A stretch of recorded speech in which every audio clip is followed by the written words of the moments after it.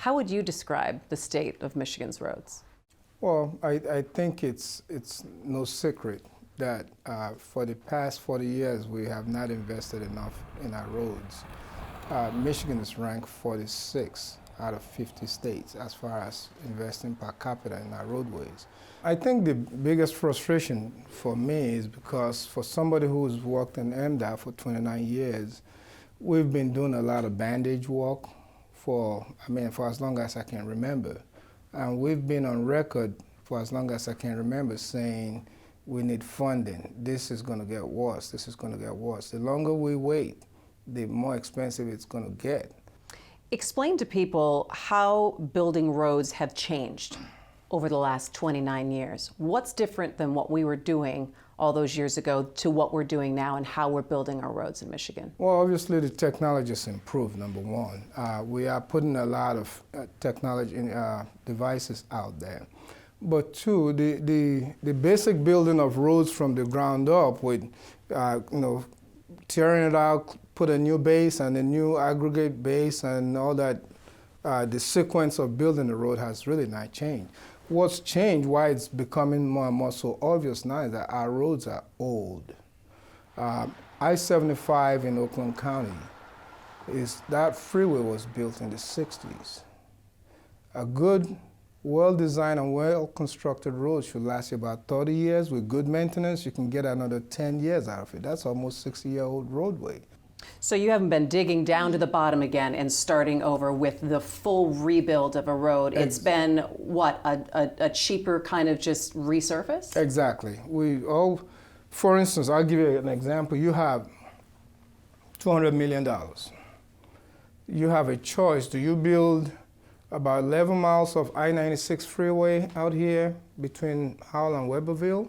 Or do you spread that $200 million so you can touch so many other roadways that are needed? So that's what we've been doing, spreading the money as far as we can, doing just mill and resurface, take out about 2 inch and put 2 inch back. So when people see that, they say, well, they think you've rebuilt the road, right? Because it looks nice for that very short period of time. But in 5-7 years, they start seeing cracks, they start seeing maintenance crew out there patching the road. They start wondering, you just built this road. Is that the biggest complaint that you usually get from people saying, look, you already did 696, why are there 2 lanes closed back again and you guys are doing something like resurfacing? Exactly, and that's the key. What we've been trying to do is educate the public about this, that we really did not dig everything out and reconstruct it. There's the difference between reconstructing and resurfacing. So then people will wonder, all right, this gas tax that the governor is talking about, $2.5 billion. So is that rebuild? Is that the money that we need to rebuild these roads, or is that more patch and fix work? So the idea is that when we get this money, we are going to start doing a mix of fixes. There are some roadways that needs reconstruct now. We're going to try to bring those, advance those kind of projects and start reconstructing them. But there are some that still have some shelf life that we could do some resurfacing to buy us 5 or more so years so that we can catch up. Because again, the workload. So is that enough? Is that dollar amount enough? Because we haven't even talked about bridges yet. And does that include bridges? Because we look and say there are some reports out saying that 10% of Michigan's bridges are in poor condition. That is correct. And they're in critical need of repair. That is correct. Does that include? Well, the governor, part of the governor's plan is to also, we've identified about 1,100 to 1,200 bridges all over the state right now, that what we are going to do is bundle these bridges together and then put those out as separate bid. It's going to be more or less bonding to fix these bridges. And what about money for maintenance? Even if you have the money to build the good road, you then have to maintain it. You can't just let it alone for the next 5-7 years. I'm glad you brought that up. When we do this town hall meetings, I always use Florida, comparison between Michigan and Florida. Because when I use Michigan and Ohio, people will say, well, Ohio has more lane miles than we do. I say, okay, fine, you got me there. So Florida, if you look at Florida's lane miles compared to Michigan lane miles, it's almost identical. They have 122,000 lane miles. We have 122,000 lane miles, maybe a few more thousand over us.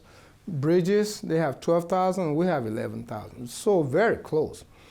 But the difference is that Florida spends $1 billion a year in maintenance of their road. We spend about $330 million. On maintenance. Maintenance. And I would say, objectively, we should be spending more than Florida because we have to plow snow and we have to, salt and all that other stuff that we do here that they don't do. Obviously, they have hurricane but even in the funding aspect, they spend about $6.1 billion a year. We only spend about 1.4, 1.5 billion.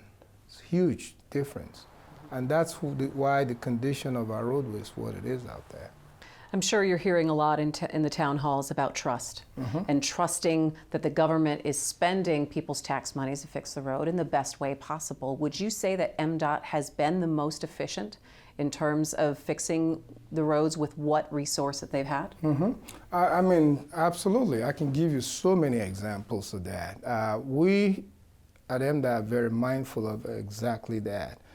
We've done, as I mentioned, a whole lot with very little resources. Our needs out there are huge. And the other communities, the counties and the cities are all in the same boat. So we've been forced to try and spread the dollar as much as we can to make to keep things going. So yes, part of that building trust is also establishing transparency, right? A lot of the general public does not understand how, number one, how we pick projects, how we fund them, and the whole sequence of getting from planning to building the road. So one of the things we are looking at doing is establish a statewide map that will pinpoint every location of projects that we have out there. It'll start from conception to conclusion. Anywhere along that process, you can go in there, click on that little dot, and the roadway will pop up. You can see where we are in the planning process, in the design process, in the construction process. How much have we spent to date? Are we below or above budget? And on and on and on. But I believe part of that whole 2015 cycle, we did not do a good job of educating the public that we're only committing $600 million right now, and the other $600 million is going to come later. And also, I think people believe that was the end-all, be-all, cure-all solution to the problem, not understanding that that was just a stopgap. So I do hear that frustration, and I think, quite frankly, for us now in 2019 having this conversation, like we just had this conversation, we haven't seen any difference. So that's part of the frustration that I see. It's not so much that the governor's asking for 45 cents. It's okay. Even if we give you this money, we're going to see a difference, and I can understand that frustration as well.